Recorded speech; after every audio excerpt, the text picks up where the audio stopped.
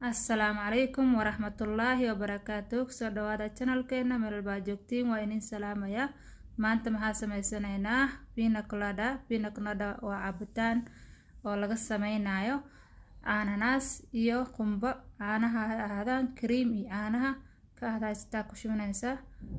Waxaa kala isticmaali doonaa wax yar oo sokor brown hadii hal qaado camal ah. Waxaa kala isticmaala ice cubes intaas la waaye.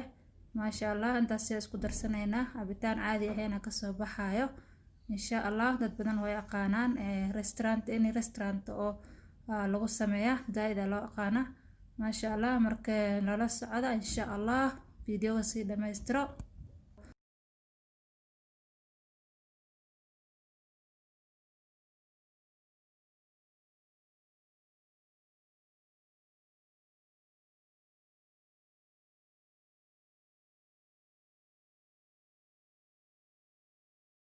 mashiinta waxaan ku soo shibtay baraf iyo ananaska aan soo jarjaray caanaha ugu daray caanaha waa coconut milk waa laazim inaad ku darto marka halkaas qaando leen ku darsanaa sokorta aday kugu xiran tahay sida u rabto macaanka intaasaan ka sameynaynaa maasha Allah cabitaan caadi ahayna ka soo baxayo intaas isku darso baroogay insha Allah videogana like noo saar subscribe iyo share